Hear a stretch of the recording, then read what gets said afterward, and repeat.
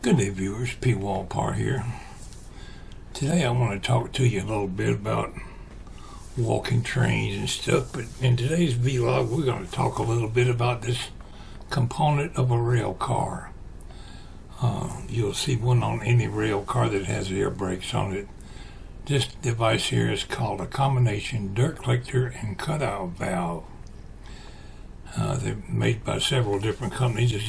This is just one example. I'll tell you basically what you're looking at here. This little silver bottom you see on the thing where I'm drawing my circle with my cursor is the dirt collector. It's like a cup or a bowl. It's got a little check valve in there. It's really just a little flapper, cone-shaped device. I've taken them apart and replaced these valves many times. All rail cars have one on it. The purpose is to cut the air brakes out. Let me reword that. The purpose is to cut the air out that supplies the air brakes and the air brake valves on that particular rail car. So imagine, if you will, the air is coming in this end. I got it backwards. Air is coming in this end and going out this end down to the other end of the train. It's just passing straight through there. Well, it ain't going to pass through there because they got this one cut out. See, this valve is turned sideways, this handle? That means the brakes are cut out. It's stopping the air from going through the valve. The valve, instead of coming down and going to your brake valves. I hope I'm explaining that correctly to where you can understand it. Now, if this handle is turned down, where it's pointing straight down, the brakes are cut in on the car, and it's charging the valves, it's blowing up the reservoir, and it's charging the air brake system on that particular rail car. But if there's something wrong with the brakes, say the valve is stuck and blowing, or there's a broke pipe somewhere on the car that's allowing the air to get away, say a pipe that goes to the brake valves or to the brake piston or anywhere on the car, if it's defective and leaking, you can turn this valve out right here, and the air will go straight through to the next rail car down the line. If there's nothing wrong with that particular line, then you can continue your air running to the rear of your train simply by cutting this valve out. Remember, if it's cut in though and it's blowing, the valves won't release, the brakes won't release on that car, and it'll make the brakes stay on the entire train. So the purpose in that is, say the pipe is broke on the car, and you find that the only way you can repair it is to cut the brakes out, then that's what you got to do. You cut that out, and train can start up and continue on its way. I'm speaking too much about this particular valve, and I'm probably not explaining it quite right. But many a times I've replaced one of these. As a story, I can relate to one, but I don't think I'll include it in this video. Somebody remind me to tell the story about cutout valve on caboose number 600 in Rockmart, Georgia. Anywho, that's what we're going to be talking about today in a portion of today's vlog.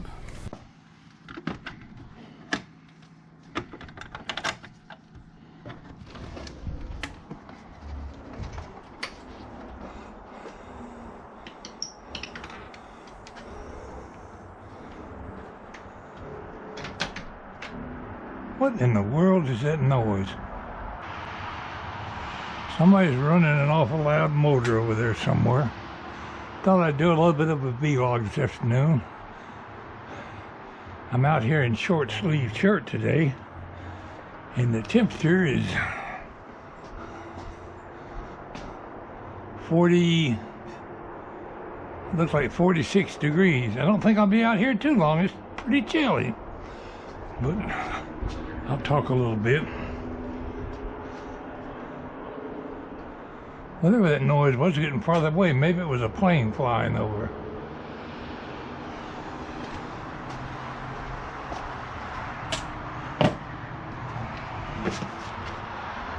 It is drizzling, but even in the drizzle, my birds need some food, so we're going to take care of that. The last Railfan remake I made, one of my viewers commented about, I think it was Lynn Stillwell, commented about the guy that had to walk that 27W had a long walk there to go to the 63rd car. Brings a topic of conversation to mind. I was a railway carman for years with the Norfolk Southern Railway. Started out working for Southern Railroads. I walked many a train, folks. We're talking about hundreds of miles I've walked up and down trains. Especially when your job is inspecting trains. So you go to work day after day, walk trains from daylight to dark on some of them Carman jobs. But when you're out walking a train on the main line, it's a little different. In a train yard, everything's kind of flat. They still have the rocks and ballast to walk on, but it's kind of down in a flat area.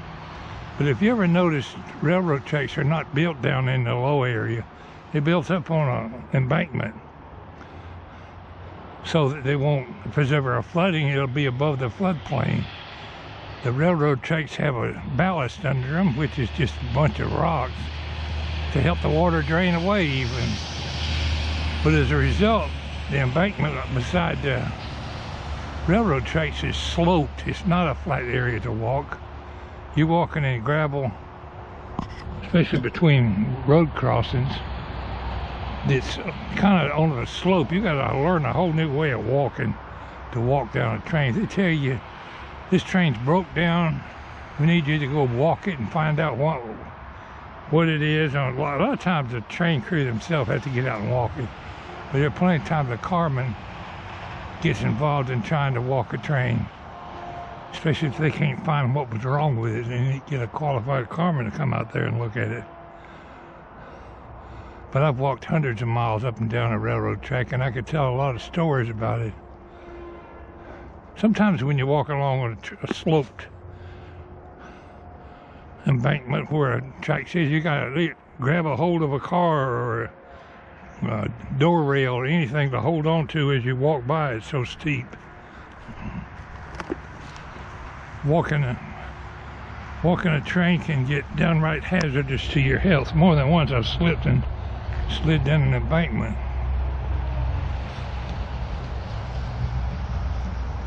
But you get about a mile or two down through the woods, you never know what you're gonna come up on down there.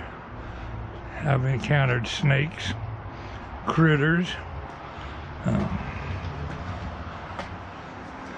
bushes and briars, you name it, all kind of little handicaps that'll keep you from getting where you wanted to go done.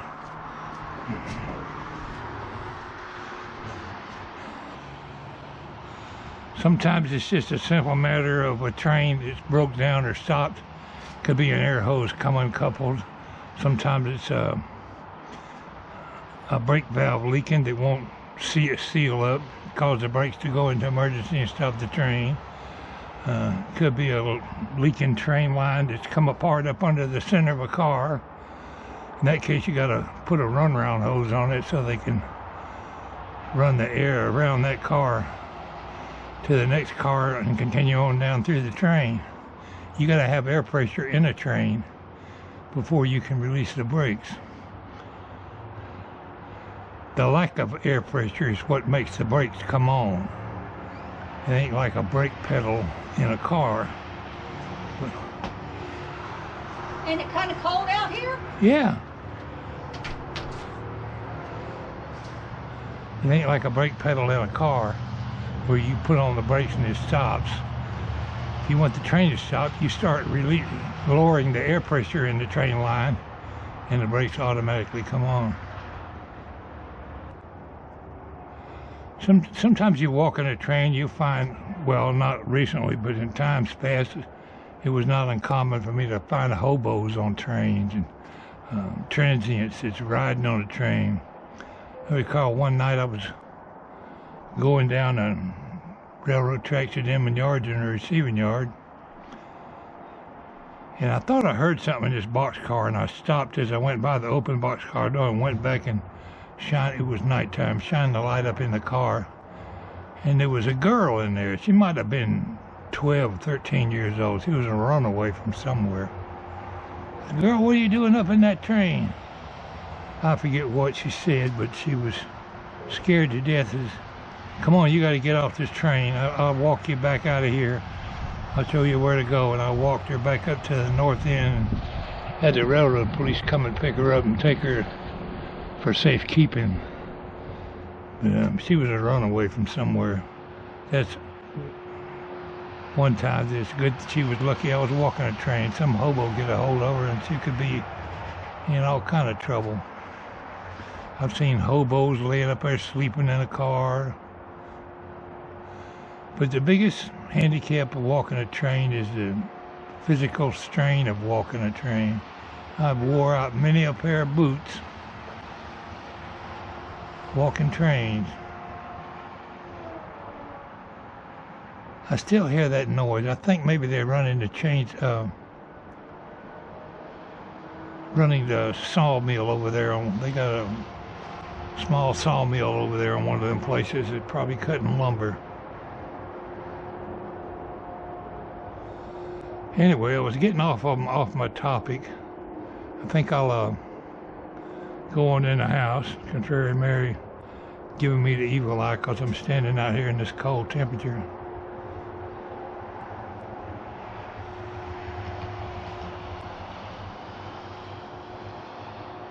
I've told the story before about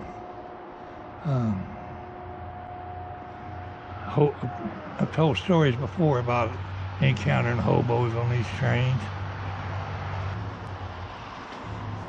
I'll put a link to one of my stories down in the description while I'm thinking about it, if I can find to put a link in it.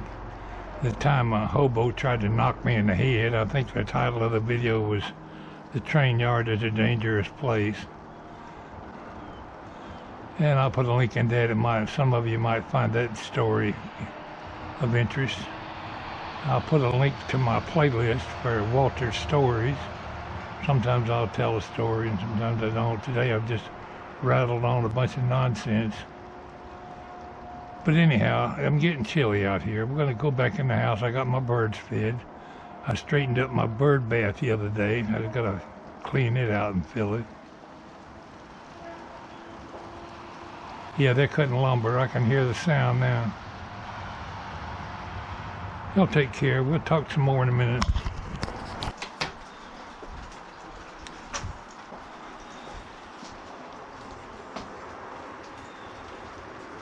Rain gutters dripping like crazy. I need to clean them rain gutters out. It's now about an hour later. The rain has moved in on me. I was in the process of doing a vlog. I think I added just a little bit to today's vlog. In the process of walking a train, sometimes you have to know what to do when you find a problem on a train. Say the valve is stuck and won't charge up. You need to cut the air out on the car. There's a valve underneath the car that you can turn off the air brakes, called a combination dirt collector and cutout valve. I'll show you a picture here on the, if I'll find one on Google, I'll show you a picture of it. But say the emergency portion is blowing and you can't get it to, the brakes to release or to charge up, you can cut the brakes out on that car. And all it does, you bleed the air out of the piston, and then when the brakes apply on the train, that car won't have any brakes at all. But it's got cars in front of it and cars behind it that still have active brakes, and you can get air all the way to the rear of the train. But as long as it's blowing with that combination dirt collector and cutout valve open, you won't be able to release the brakes on the train at all. So that's the purpose in the cutout valve.